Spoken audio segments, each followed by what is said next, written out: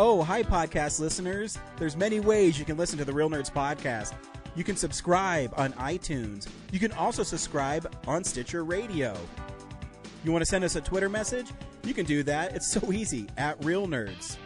Like us on Facebook, Real Nerds Podcast. You can visit our website, realnerdspodcast.com, where there'll be a lot of articles for you to not only read, but to listen to our previous shows. Do you like your stories told through pictures? Then you can also follow us at Real Nerds on Instagram. You can also call us, 720-6nerds5. Thanks for listening and enjoy the show. Camera, action! Well, a real nerd knows who shot, and a real nerd can follow the plot, and a real nerd Doesn't can... talk film! I'm sorry. Take it outside.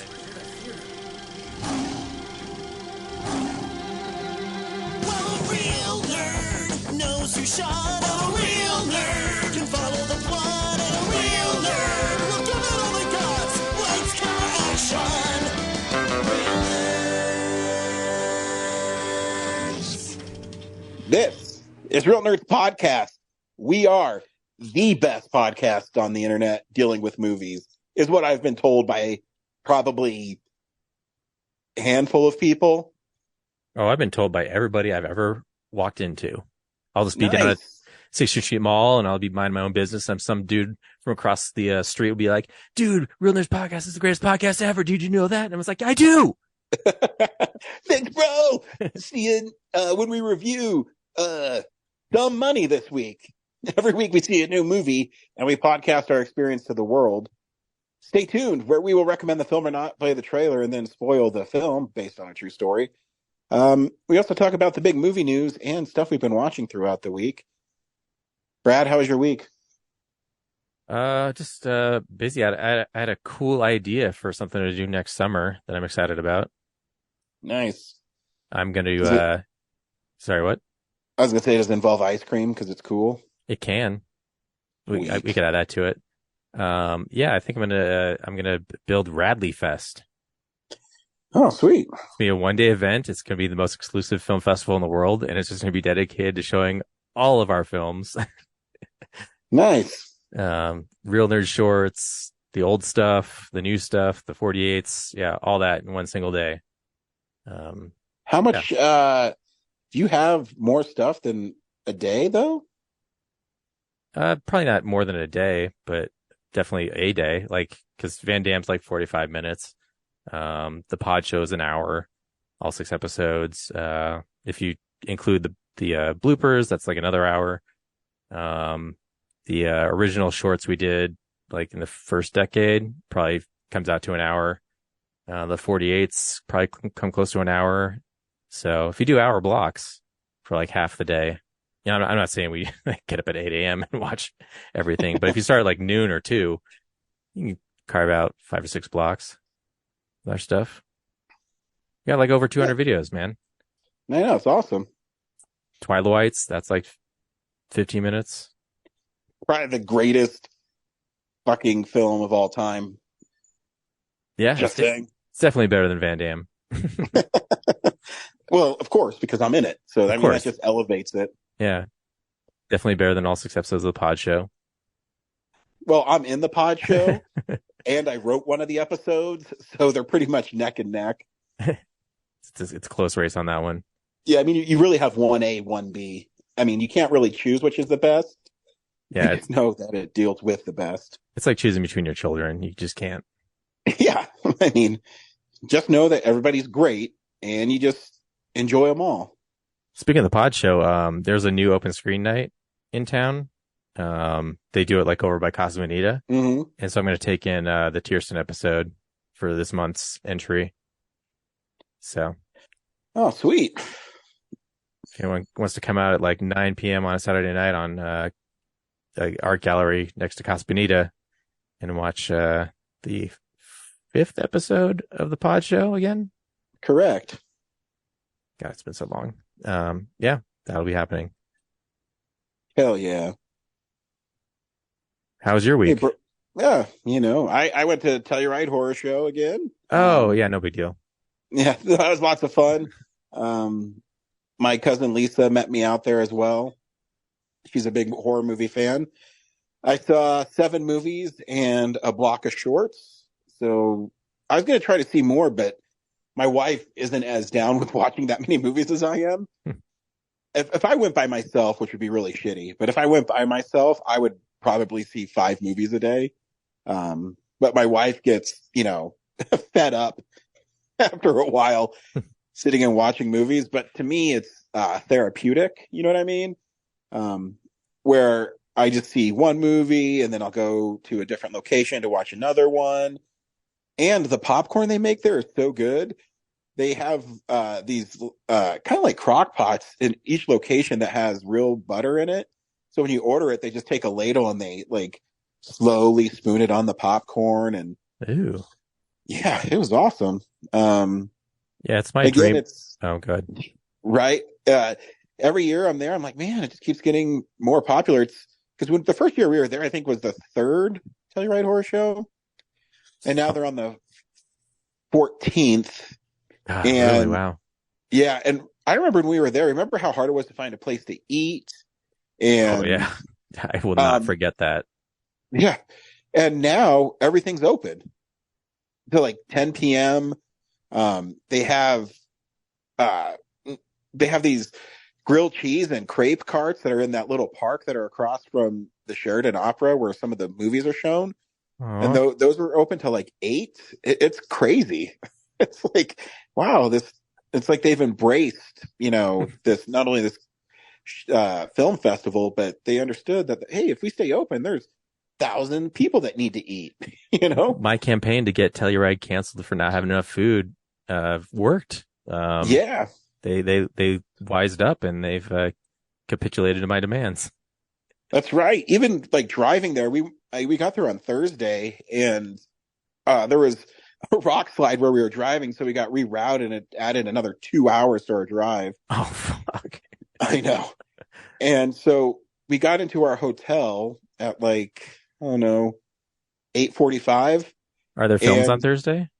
There's classic films they show. But I so imagine a lot of people didn't see them because they didn't know the rock slide happened. Yeah. So I didn't get to see those, but the barbecue place that was in our hotel on the bottom floor was open till 10. So I still got to eat. And then I woke up the next morning, had breakfast. The first real movie started at 2, which was the worst movie I saw of the week. And yeah, then it was just movie. Living the dream. Yep. Beautiful town, too. If you ever have a chance, you should go to Telluride. Oh, yeah. I haven't been there since the last time we were there as a podcast. So did you talk to anyone being like, hey, you haven't invited us to a podcast here in a while? No, but the guy, Ted, who runs it, he's still there. Still looks the same. The area that we set up in the Sheridan Opera House now is their whole merch area that was completely busy the whole time I was there. Better space for that for sure. Yeah. Because we shared it with like catering that first year. I remember that. They're definitely bigger because now they have, 3 locations. The biggest one is the theater that's at the high school that seats probably 300-400 people. And yeah, so it was lots of fun. My favorite place to see it is actually the little Nugget Theater that they have. Mm-hmm. And they put in all new chairs there. Ooh. So it was really nice and comfortable. And they saw Bonesy in the ticket box. They do. Yeah. He's like their unofficial mascot now. Laura got a t-shirt with him on it, and I got a sticker with him on it. So yeah, regardless if they invite us, yeah, if my fortunes change next year, I should probably make it a goal to get out there. Yeah, it's super I miss nice. It's been a while. Yep. So that's what I did. And stay tuned. I've already posted 2 reviews. I'll post the rest throughout the week when I can get caught up and situated. Thank you for getting those on my desk in a timely fashion. I know. I was actually planning on doing it, and when you sent that, I figured you were. Yep. Yeah. But it's fun to tease each other because that's what we do. Yeah, I didn't think you saw 7 though, so it's you got a lot of material coming down Pike. I know. I can't remember all the shorts, or I would have done one on the shorts block. But the one I saw is Saturday morning was the funny ones, and they're all actually really good. So my favorite one is the first one they showed. It was called Video Nasty, and it was like 1970s style educational cartoon, where it'd say, "Don't watch these videos." But they had these funny animations where what happens when you watch the videos, and there's I forget the little kid's name, and the mom is baking something in the kitchen, and he's watching The Exorcist or something on his little TV, and then the screen flashes, and then when it comes back, the mom's hanging by her neck, and the cat's like being sacrificed, and it's funny. So yeah, good stuff. Cool. This week for Real Nerds, we saw Dumb Money.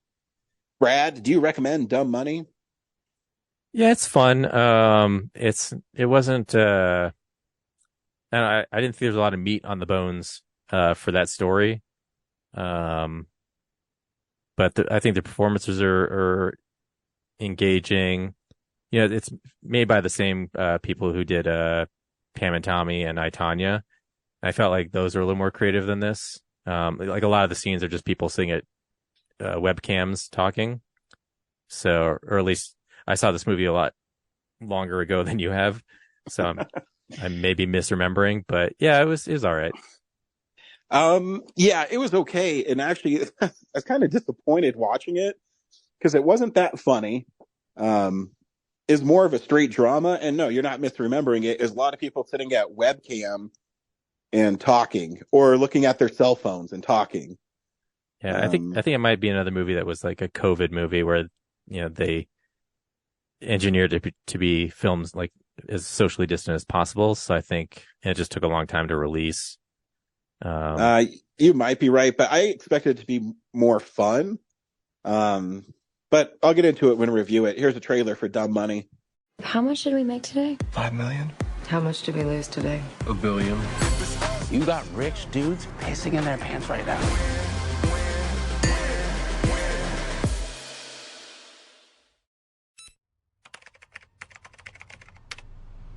Holy fucking shit. I will tell you, I've never seen anything like it. Holy fucking shit. Is the craziest I think I've ever seen. Everything okay? $11 million? What are you gonna do? Get a Ferrari? What the fuck? Oh, language. The baby's here.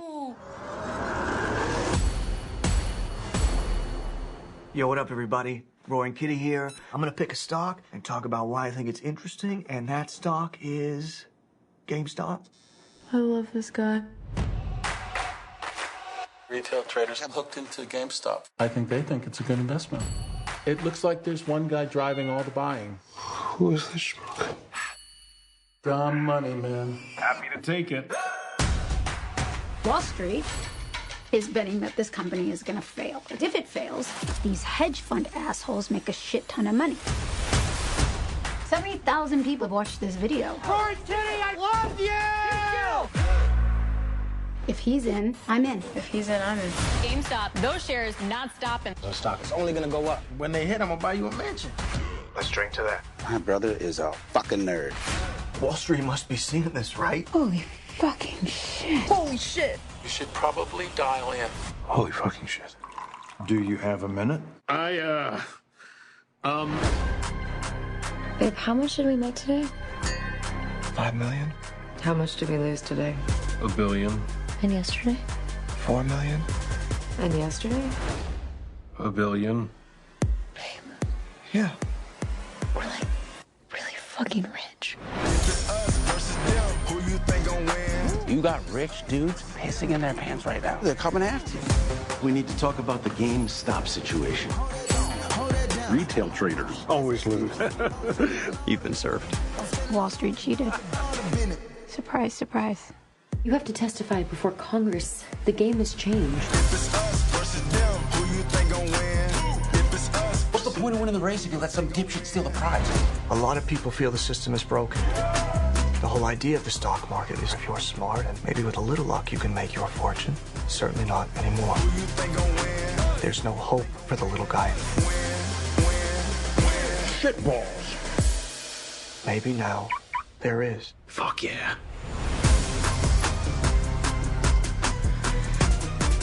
Dumb Money tells the story of Keith Gill, who is a financial advisor for Mass Mutual, and he also goes by something Kitty. I can't remember his name on Reddit, but he basically watches for these short stocks, and so here's one of my complaints about it.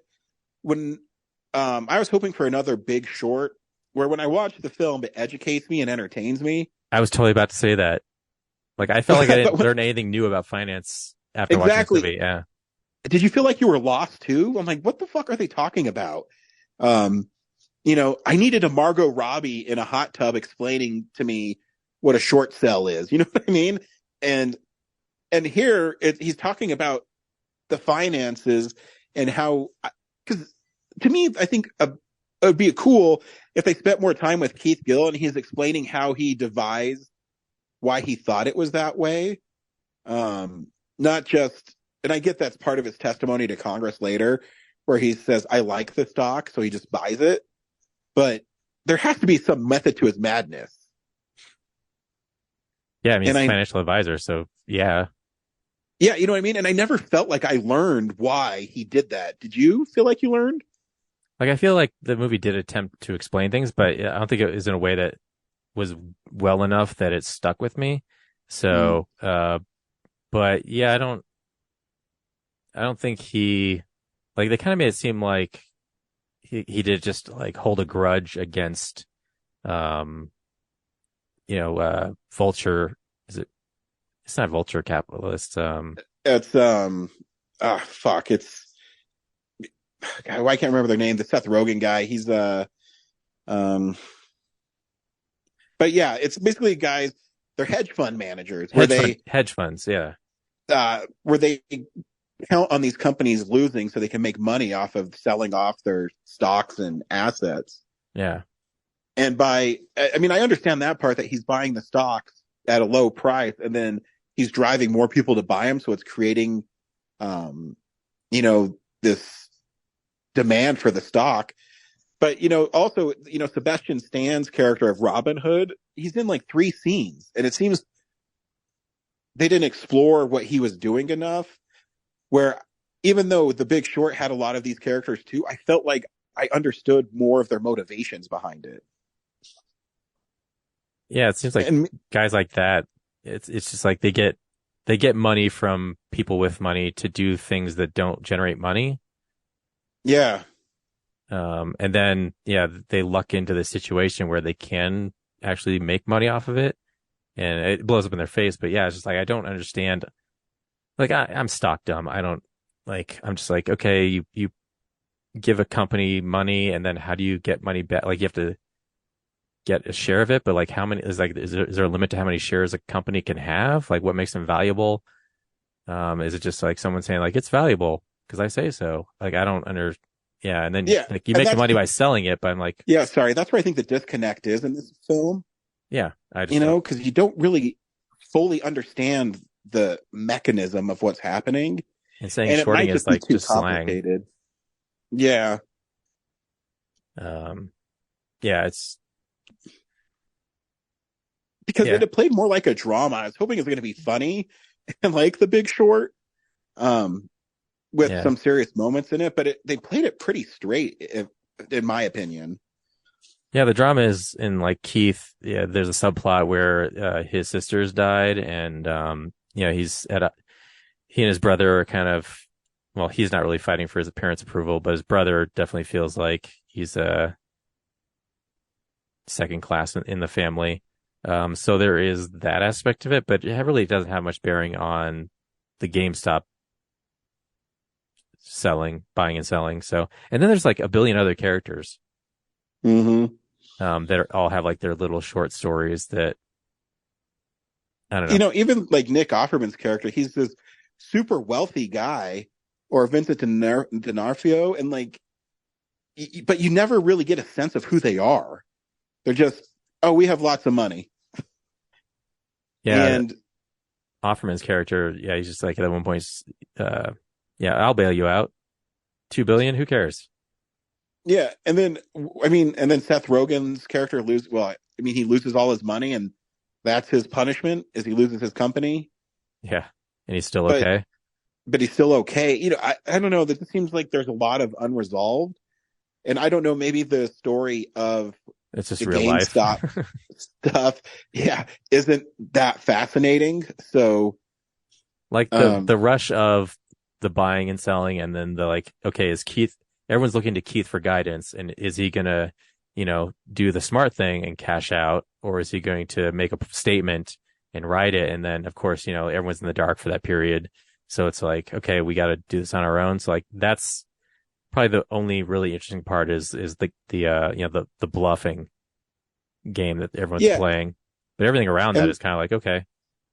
Yeah, that's what I mean. And did you feel like you're just watching a drama the whole? That's what I felt like watching it. I thought it was going to be more fun. I think the funnest part was actually the opening when Seth Rogen's trying to buy that house next door. And you start thinking it's just like he's buying a house, and then you find out he's buying the house next door so he can level it and turn it into a tennis court so he can have something to do during COVID.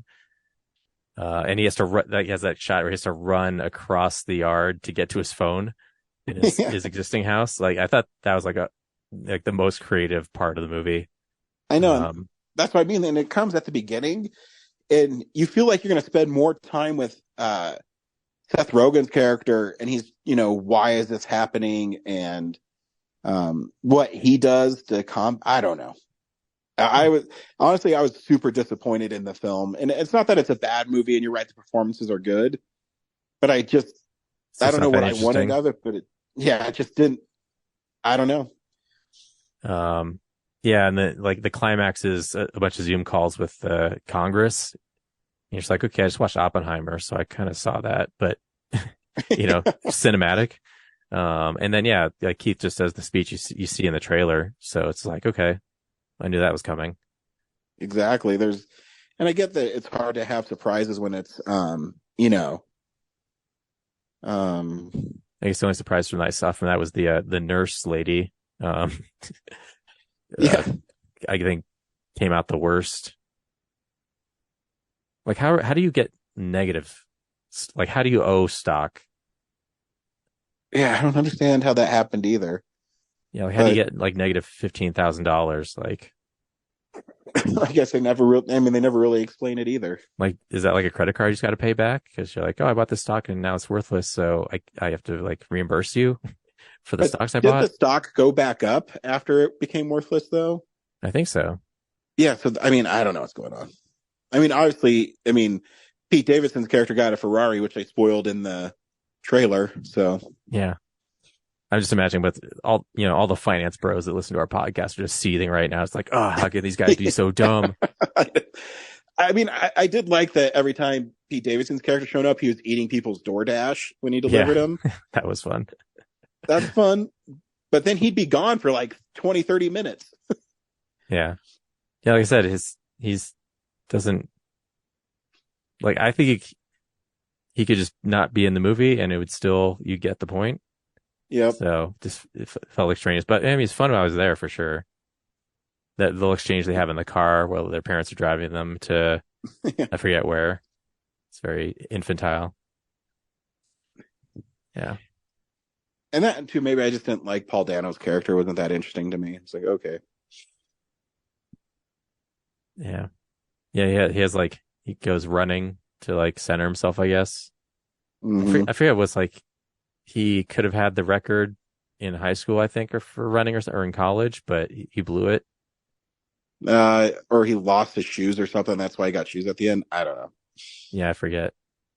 So that might have been a thing of saying like, he just needs another win in life. He missed the first one and he got rocked in the 2008 crash. So it's just, it'll feel more victorious if he can overcome this, considering how much he hasn't gone through super hardship, but it's still hard stuff, I guess.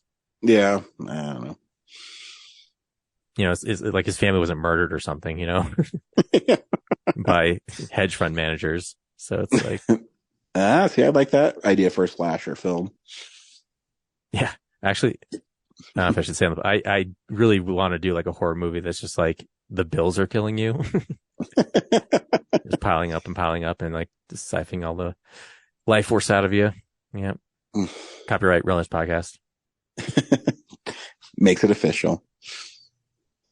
All right. Well, that's dumb money. This is a big news story of the week. It's real news. Well, Brad, we knew it was going to happen, and it officially is going to happen in January. Best Buy is removing all of their physical film movie sections, and they're no longer going to have exclusive steel books.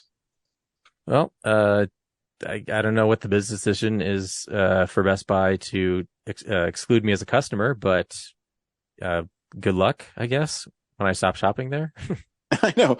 It's funny because I actually have a story that involves that. So today, the fourth animated Mortal Kombat movie came out called Cage Match, and I pre-ordered the Steelbook.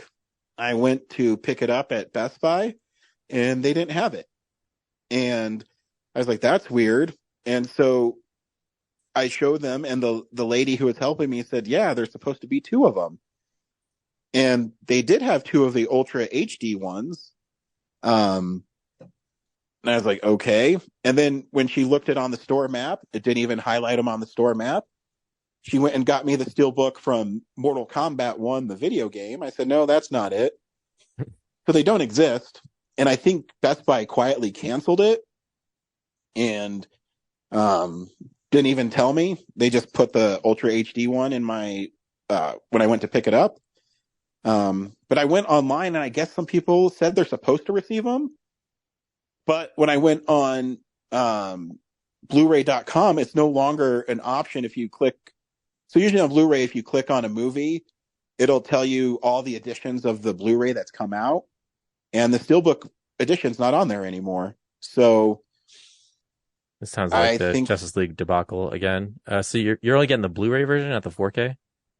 No, I ended up getting the 4K one, but I can't find the Steelbook. So, and when you go online to Best Buy, they'll say they're in the store, but they don't have like a picture of it. So I think they canceled it without telling anybody.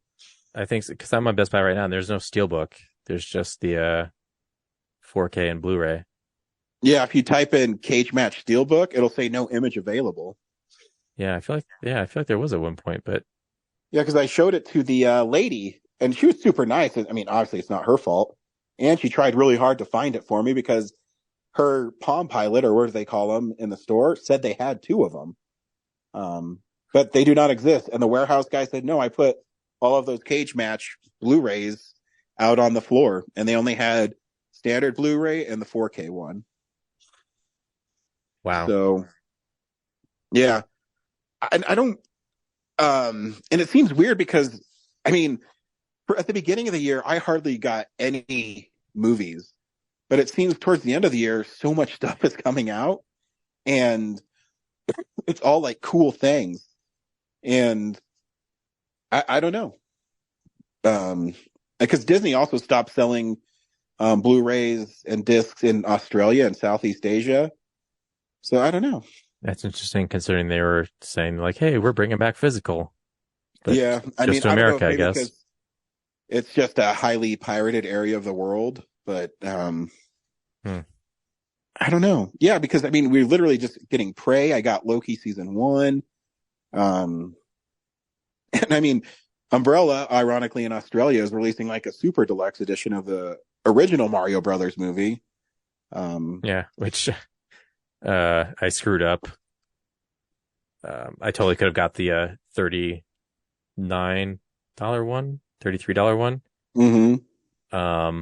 But when I was looking at the list, it has like a 4K with the movie and some features, and then there's a Blu-ray with special features, And then there's a Blu-ray of the same stuff that the 4K has, just 1080p, right?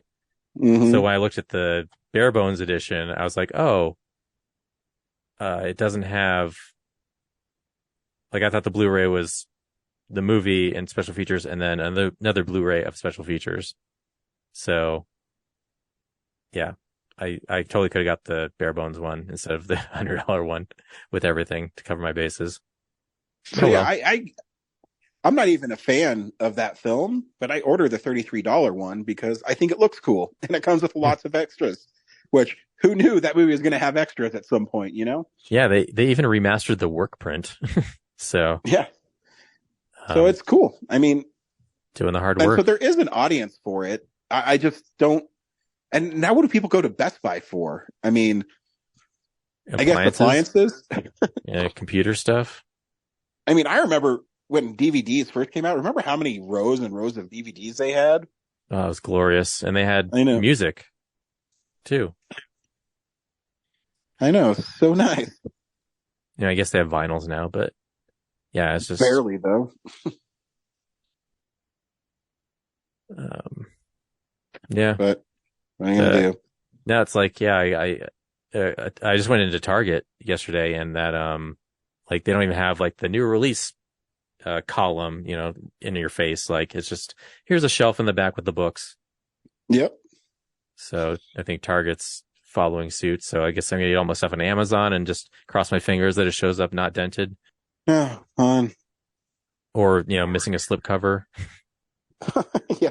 Well, yeah, because the last time I was at Target, they literally just throw them in one section. Yeah. Like I couldn't even tell like what was new releases and what was the back stock. Is here's a bunch of discs. Have at it. Have fun. We don't even care that they come out on Tuesday. We may not even put them out on Tuesday in a timely fashion. So don't come to Target for your disc media. You come to Target for your college dorm room. So, yep, times they are a-changing. Yep, I'll just buy direct, I guess, from Shout and Arrow and Umbrella. We watch films throughout the week in a segment I call What We've Been Watching. So, yeah, this is the stuff we've been watching. Brad, what have you watched this week? Dude, so much. Like 20, 30 movies. I was doing freelance design all week, so I just stayed home and played movies in the background. Nice. But it kind of kicked off. Are we going to do The Creator as a weekly thing, or? I don't know, because we're starting to run into issues, I think, towards the end of the year. I still want to see it. I know my kid actually wants to see it, so I don't know if it'll be a movie of the week. Okay, I'll save a week and see what happens. So yeah, it kicked off with another retro screening horror movie at the Esquire with A Nightmare on Elm Street. Nice. And yeah, once again, weird audience laughing and everything. But yeah, you know, I've always been more of a Friday the 13th fan than Nightmare on Elm Street. But specifically this movie, affects, you know, aging effects aside, the part where her, you know, Nancy is at home and Johnny Depp's been killed and her dad's, you know, the police chief, he's over there managing everything, and she's shouting out like, "Hey, Dad, you know, come wake me up in 30 minutes, 15 minutes or something." I forget what amount of time it was. It was short. I think it might have been like 10 minutes. Yeah. But yeah, so he's like, "Okay, whatever. I got to go upstairs and check on this thing." And then it cuts to her home aloneing it and just like building bombs and tripwiring the house. In the span of like 6 minutes. And then it cuts back to her dad getting to the top of the stairs and discovering the body. It's like, wow. She went like Rambo really quickly. Yeah, you know, I really like the film. I do. I think it's, you know, a classic slasher film, but it's one of those films too where I go, you know, they say, you know, Friday the 13th is cheaply made, but there's some parts in Nightmare on Elm Street that I go, like the ending I think is stupid. Yeah. and also her mom, when she's talking about how they killed Freddy Krueger, her acting is so bad. Oh, like, and let's talk about her, like in every scene, she like just digs an alcohol bottle out of like a hidden place. And the most egregious being like, when she's laying in bed, like she just pulls it from like the side, and they're never like opened. They're brand new ones. But when she's fighting with Nancy in the kitchen, and then like it's like this forced dramatic scene, and then Nancy's like, what is it? Like, what'd you do with the stuff? And then she just reaches into the drawer and pulls out Freddy's hat.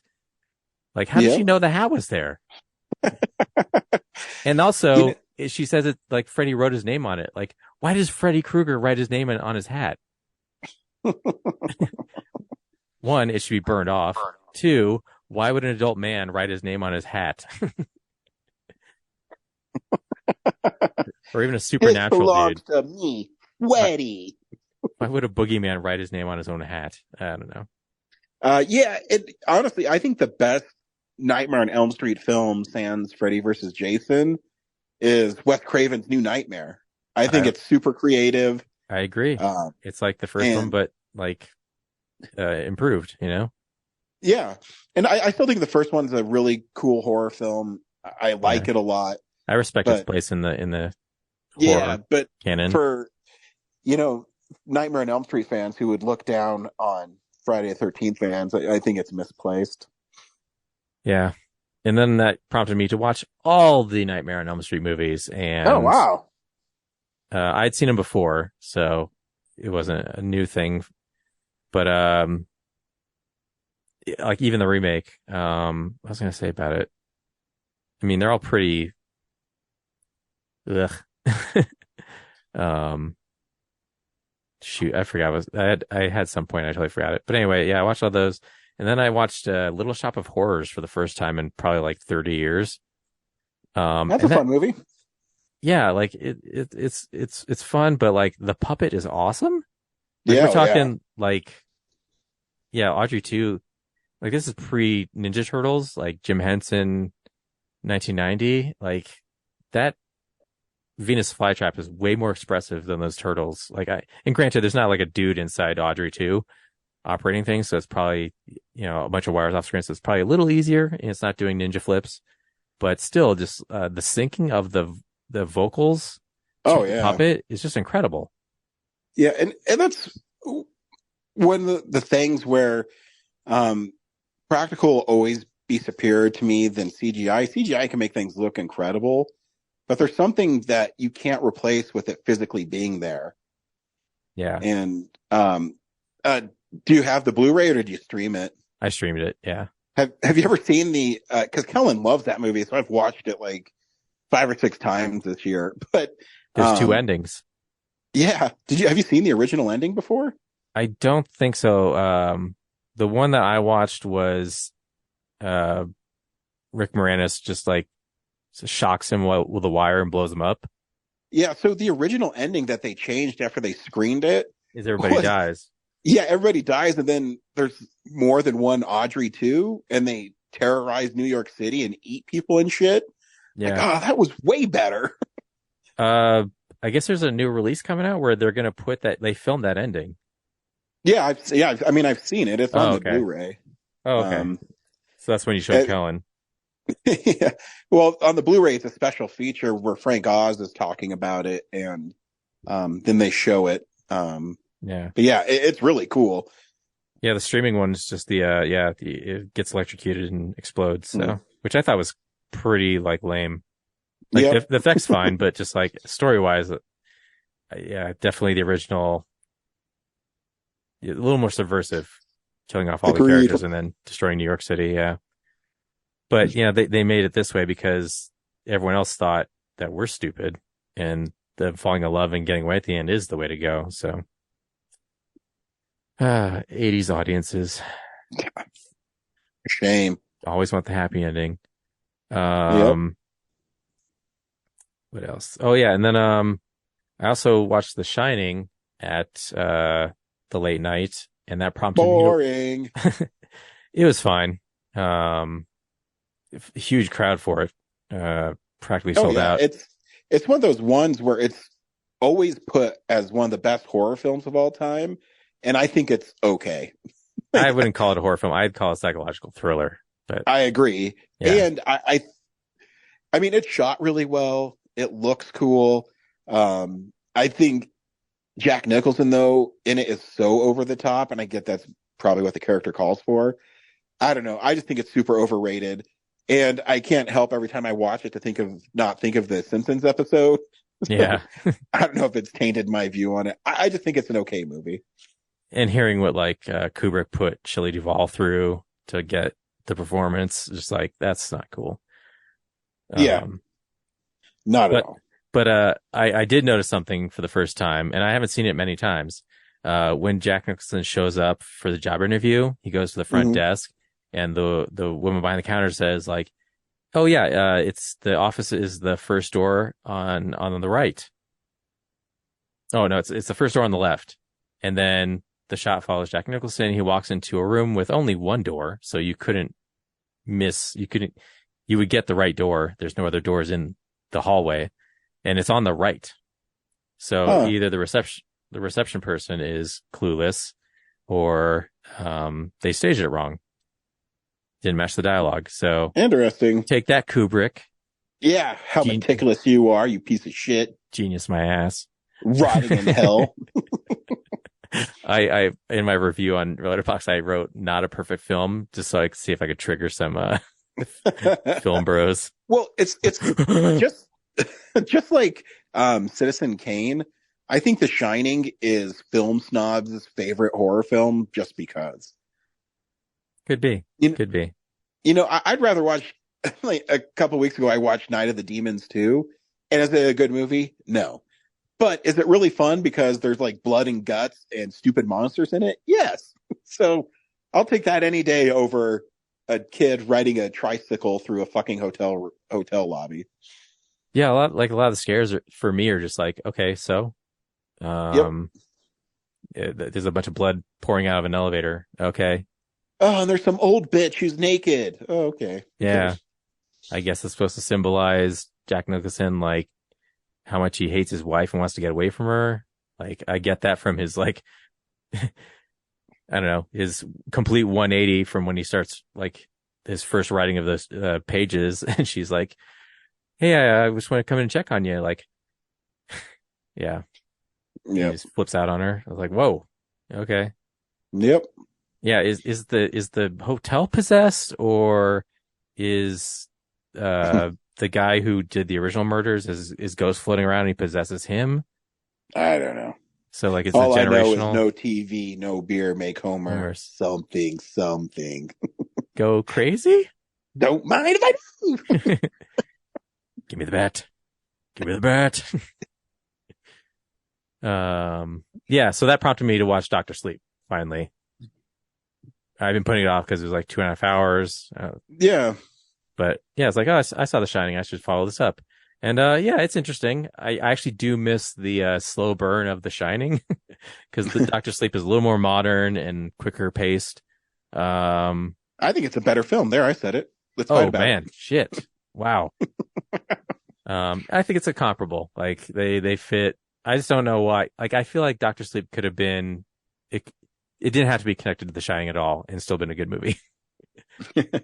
Like, it could have just been about a bunch of people with powers and they're trying to stop other people with powers, and it doesn't have to do anything with the 1980 movie at all. And it's still been good. So yeah. Yeah. Like, it feels when Danny goes on the killing rampage in the forest, I'm just like, whoa, where'd this mercenary come from? Yeah. Dude, he's fucking Obi-Wan. I remember he's just riding a trike in a hotel and like getting scared by old ladies in tubs. Like, now he's like John Wick over here. I was so disappointed. I went to Spirit and they had a blind bag NECA thing, and it was a keychain. You could either get Freddy, Jason, Billy from Saw, Pennywise, or Danny from The Shining. And of course I got fucking Danny on a tricycle. Like, stupid fucking thing. That's why you just buy the whole bag or the whole box to get all the bags. No. I got 20 Dannies. Fuck. Fuck. Yeah, that's good for me. What'd you watch? I watched a lot too, but I will just focus on one because I thought it was the most interesting thing I watched. And so at Telluride Horror Show, they had the fan film sequel, Never Hike Alone 2, which, if you know what Never Hike Alone is, it's a fan film for Friday the 13th. And does it take place in the snow? No, it takes place in this it takes place at Crystal Lake. I've never seen the first one. But what I gathered from watching the second one is these people go hiking and they're killed by Jason, and Tom Matthews reprises his role as Tommy Jarvis in this second one. I guess he has a cameo in the first one. Again, haven't seen it, so don't know. But in it, he's a paramedic for Crystal Lake Hospital area. I don't know it. So this one it actually has some really cool moments, and it ignores parts after 6. So it does acknowledge what Tommy did in part 5 and 6, and he's still coping with what happened to him. And there's some really clever shots in it. It's definitely a cool Friday the 13th movie, which I can't believe I'm saying. It's really quick. I think it's 72 minutes long. And the premise basically is people are dealing with the return supposedly of Jason, but no one wants to acknowledge it. The sheriff in town who is the deputy in part 6, the guy who goes, "Wherever the red dot goes, you bang." So he came back and reprised his role. And it's basically, they're trying to figure out if Jason is still around. And there's this really cool moment at the beginning where this influencer YouTube guy is a hiker, and he's hiking Crystal Lake, and in the background of all he's, "Hey, what's up, everybody? Make sure you click that like button," you can see Jason in the background. And as they're dealing with all this stuff, and he gets called out to help the injured hiker. When he goes out there, Jason attacks and starts killing people. And he follows Tommy back to the hospital. It starts a rampage in the hospital. Yeah, it's just it's a pretty cool Friday the 13th movie. I was pleasantly fucking surprised. You hear that? Whoever made that movie, Ryan approves. That's probably the best endorsement you could possibly have. That's what I mean. And because I heard it's a fan film, I was expecting it to be, fucking garbage. But it's really cool. And the director was there, and I didn't get to stay for the Q&A because my wife was too tired to stay, and I was bummed out. Because so weak. I know. And, because it's a fan film, you can't make a profit off of it. And so the Jason, I was like, man, how did they get away with this? And I realized when I was watching it, the mask of Jason didn't have any of the chevrons on it. And I go, huh. So the chevrons must be part of the trademark of Jason. And if you're making just a fan film, then you can obviously, because it's in public, you can make it. But Tom Matthews, who plays Tommy Jarvis, is really good in it. I mean, really good. I'm pleasantly surprised is all I can say. And so I had fun with it. And the other film I'll mention, it's called Suitable Flesh with Heather Graham. And it's H.P. Lovecraft story, and she plays a psychiatrist who gets visited by this young man, and as she's talking to him, his phone rings, and when he answers it, he becomes possessed by basically, I'm guessing, some sort of demon. And when he does that, she kind of is overpowered by him, and it's a really fucked up movie, but it's really cool. And so my cousin was out at Telluride with us and her whole family came. And so her kids wanted to see this movie too. And when I say her kids, her daughter's like 26 and her son's 22, but still kids. And this movie is like loaded with gore, loaded with sex. And I'm like, oh my God. I don't know how I'd feel if my mom was watching a movie like that with me. And if I was there with like Kellen. I mean, I don't know how many sex scenes Heather Graham is in this. I want to say 4. And it's not just like, oh, here's my boobs. No, there's this one part where she's like sitting on the windowsill in her office and she's getting eaten out and then she's thrown out of the windowsill. I'm like, oh my God. What? Oh, fuck. Dude, I'm telling you, this movie is really cool. It's super fucking gory. And it's a really cool, it's probably my favorite film I saw there, but it's not for everybody. I'm trying to just wrap my head around, like, how do you direct that? You're like, okay, so we need you fully naked. You're going to be eaten out on the windowsill and then you get pushed out and splat. And Heather Graham's like, okay, so why is this essential to the story? So I don't want to spoil it, but it is essential. Okay. There's like this... but just in her mind space, like all these parts, like I have to be fully naked. I have to. Well, she's not fully naked in that part. I mean, it's literally just her ripping her skirt up and her getting her pussy eaten out. I mean, but it's basically showing the control this demon has not only over this like young man that sees her, but also her and her life. And it slowly starts spiraling out of control. And like I'm not going to spoil what happens and why it spirals out of control.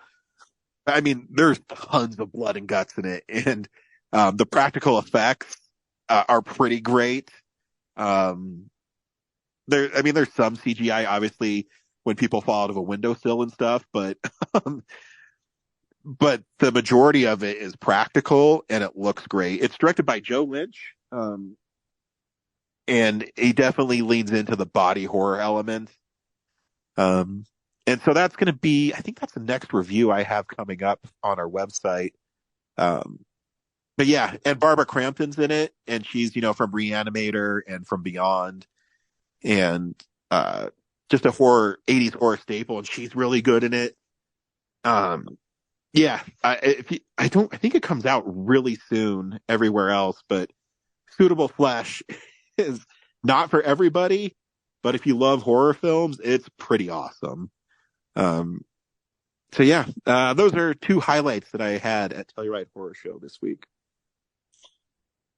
Next week on Real Nerds, we're seeing Dix, the musical. I sent the trailer to my wife and she couldn't believe what she was watching. So I'm so curious about the Sewer Boys. I know. I've heard mixed things about it, but I have a feeling it's not for everybody. So I have a feeling we're going to like it. I heard it's it was a play on Broadway, and was it really? This is a movie adaptation of it. So, oh my God, we're identical fucking twins. Yeah, I think it's gonna be like Bottoms, where it's just like we like it, and other people are like, ugh, this is too crass. I told you that my mom loved Bottoms, right? Yeah, that's true. My mom called me and she said, I have to tell you, Ryan, that movie was so funny. I was like, oh, thank God. I was so worried because my mom, she sees the big movies, like she saw Barbie and things like that. And she wanted to know a movie, that she could see that maybe a lot of people hadn't. And I go, well, if you don't go to the Alamo and watch a really raunchy, like teen comedy that's really funny. And I told my mom, I said, if you get the jokes, I'm telling you're going to have a really good time. But I didn't know that, I guess now they're showing it with some weird anime. Yeah. The Alamo.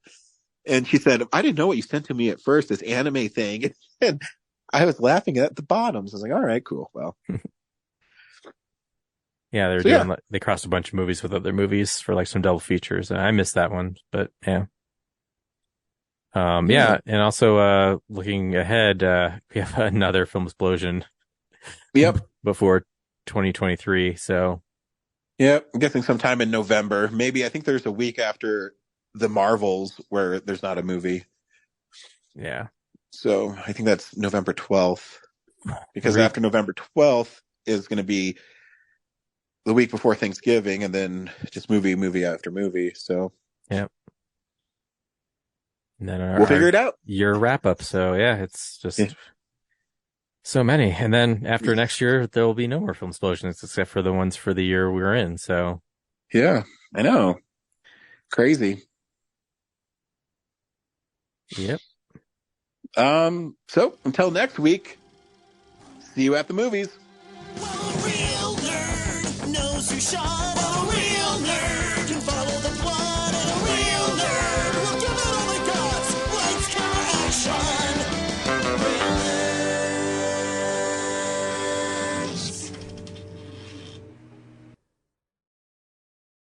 Thanks for listening to Real Nerds Podcast, a Nebulous Visions production. Stream or download episodes, read articles at realnerdspodcast.com. Stream us on Apple or Google Podcast, Stitcher, Spotify, or iHeartRadio. Follow us on Facebook, Real Nerds Podcast. Twitter and Instagram at Real Nerds. Watch us on YouTube, Real Nerds Podcast. Email us at realnerds@gmail.com. Call us at 720-6nerds5. Thank you to Sparks Mandrill, Mike at Plan 9 Studios, and Bolognium for all of our groovy theme songs. And that's how you fucking do it!